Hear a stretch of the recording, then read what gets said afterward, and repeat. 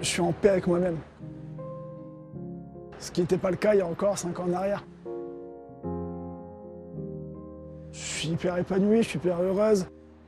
Être différente, Julie a appris à l'accepter. À 33 ans, elle est une femme trans, mais avant tout, une amoureuse de la balle orange. Il y a 5 ans, elle fait un choix. Née homme, elle décide de changer de sexe pour continuer à avancer. Aujourd'hui, si je faisais pas ma transition, je serais plus là. Je serais clairement plus là. J'aurais plus le courage de faire semblant. Quand tu veux plus, tu peux plus, quoi. C'est pas possible. Aujourd'hui à Monaco, l'Intérieur domine la 2e division féminine du basket français. Meilleure marqueuse, meilleure rebondeuse, la joueuse rayonne dans un collectif qui l'a acceptée.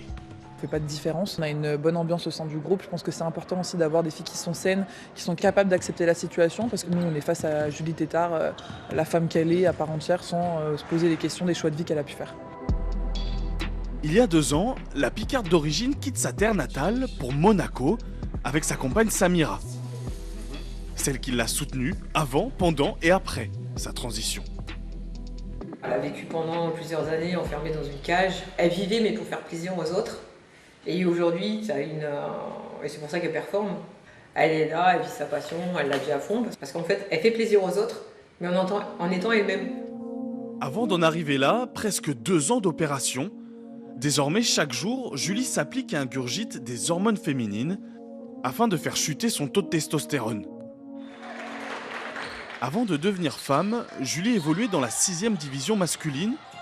En changeant de sexe, la numéro 20 du NBA est devenue professionnelle. De quoi alimenter certaines critiques. Est-ce que vous trouvez que vos joueuses sont à armes égales? Non, absolument pas. Parce qu'on ne peut pas lutter contre Julie physiquement, mais voilà, c'est le jeu, c'est comme ça. La fédération, elle, a tranché. Pour déterminer la catégorie de championnat féminine ou masculine, il est retenu le critère du sexe mentionné sur la carte d'identité. Surtout que changer de genre, ce n'est pas un jeu. Personne ne fait une transition pour faire du sport à haut niveau. Ça te tue le corps, ça te tue à petit feu ton corps. Prendre le risque de faire une transition pour ça, le pari est trop gros. Au-delà des mots, la meilleure joueuse du championnat répond sur le terrain. Avec 22 points et 20 rebonds de moyenne, ce soir-là, elle capte même 30 rebonds. Malheureusement, ce record de division attise encore un peu plus les commentaires haineux. Ta place est soit chez les hommes, soit en handisport. Avec le temps, Julie a appris à faire avec. Le basket comme exutoire et le courage d'être soi.